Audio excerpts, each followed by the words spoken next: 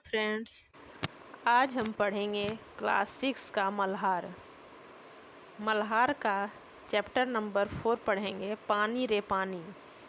इसे लिखा है अनुपम मिश्र ने। यह एक निबंध है।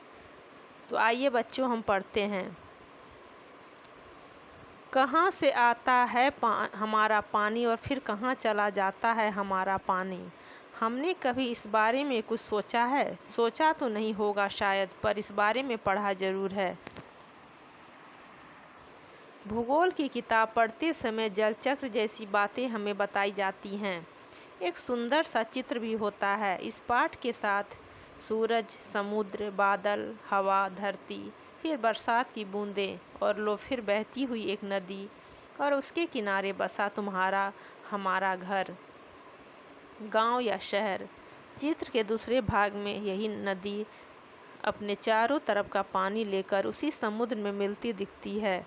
चित्र में कुछ तीर भी बने रहते हैं। समुद्र से उठी भाप बादल बनकर पानी में बदलती है और फिर इन तीरों के सहारे जल की यात्रा एक तरफ से शुरू होकर समुद्र में वापस मिल जाती है।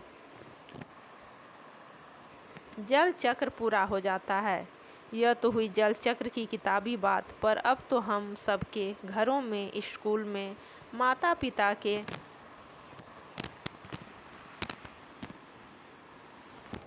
कार्यालय में, कारखानों और खेतों में पानी का कुछ अजीब सा चक्कर सामने आने लगा है।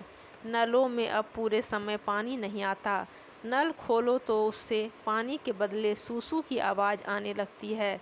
पानी आता भी तो है तो बेवक्त, कभी देर रात को तो कभी बहुत सवेरे। मीठी नींद छोड़कर घर भर की बाल्टियाँ, बर्तन और घड़े भरते फिरो पानी को लेकर। कभी कभी कहीं कहीं आपस में तू मैं भी होने लगती है। रोज रोज के इन झगड़ों डंटों से बचने के लिए कई घरों में लोग नलों के पाइप में मोटर लगवा लेते हैं। इससे कई घरों का पानी खींचकर एक ही घर में आ जाता है। यह तो अपने आसपास का एक हक छीनने जैसा काम है, लेकिन मजबूरी मानकर इस काम को मोहल्ले में कोई एक घर कर बैठे तो फिर और कई घर यही करने लगते हैं। पानी की कमी और बढ़ जाती है। शहरों में तो अब कई चीज़ों की तरह पानी भी बिकने लगा है। यह कमी गांव शहरों में ही नहीं, बल्कि हमारे प्रदेशों की राजधानियों में और दिल्ली, मुंबई, कोलकाता, चेन्नई और बेंगलोर जैसे बड़े शहरों में भी लोगों को भयानक कष्ट में डाल देती है। देश के कई हिस्सों में तो अकाल जैसी हालत बन जाती है। यह तो हुई गर्मी के मौसम की बात। लेकिन बरसात के मौसम में क्या होता है? लो, सब तरफ पानी ही बहने लगता है। हमारे तुम्हारे घर, स्कूल, सड़कों, रेल की पटरियों पर पानी भर जाता है। देश के कई भाग बाढ़ में डूब जाते हैं। यह बाढ़ न गाँवों को छोड़ती है और न मुंबई जैसे बड़े शहरों को।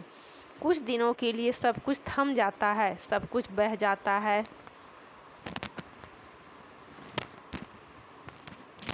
यह हालात हमें बताते हैं कि पानी का बेहद कम हो जाना और पानी का बेहद ज़्यादा हो जाना, यानी अकाल और बाढ़, एक ही सिक्के के दो पहलू हैं। यदि हम इन दोनों को ठीक से समझ सकें और संभाल लें तो इन कई समस्याओं से छुटकारा मिल सकता है। चलो थोड़ी देर के लिए हम पानी के इस चक्कर को भूल जाएं और याद करें अपनी गुल्लक को। जब भी हमें कोई पैसा देता है, हम खुश होकर दौड़कर उसे झट से अपनी गुल्लक में डाल देते हैं। 1 रुपया, 2 रुपया, 5 रुपया, कभी सिक्के तो कभी छोटे बड़े नोट, सब इसमें धीरे धीरे जमा होते जाते हैं। फिर जब कभी हमें कुछ पैसों की ज़रूरत पड़ती है तो इस गुल्लक की बचत का उपयोग कर लेते हैं। हमारी यह धरती भी इसी तरह की खूब बड़ी गुल्लक है। मिट्टी की बनी इस विशाल गुल्लक में प्रकृति वर्षा के मौसम में खूब पानी बरसाती है। तब रुपयों से भी कई गुना कीमती इस वर्षा को हमें इस बड़ी गुल्लक में जमा कर लेना चाहिए। हमारे गांव में, शहर में जो छोटे बड़े तालाब, झील आदि हैं, वे धरती की गुल्लक में पानी भरने का काम करते हैं।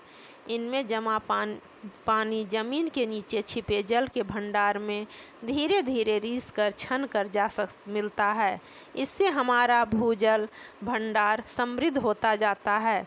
पानी का यह खजाना हमें दिखता नहीं, लेकिन इसी खजाने से हम बरसात का मौसम बीत जाने के बाद पूरे साल भर तक अपने उपयोग के लिए घर में, खेतों में, पाठशाला में पानी निकाल सकते हैं। लेकिन एक दौर ऐसा भी आया जब हम लोग इस छिपे खजाने का महत्व भूल गए और ज़मीन के लालच में हमने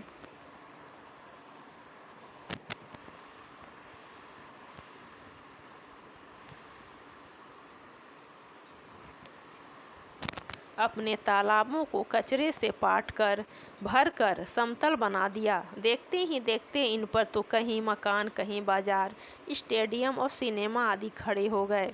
इस बड़ी गलती की सज़ा अब हम सबको मिल रही है। गर्मी के दिनों में हमारे नल सूख जाते हैं और बरसात के दिनों में हमारी बस्तियां डूबने लगती हैं।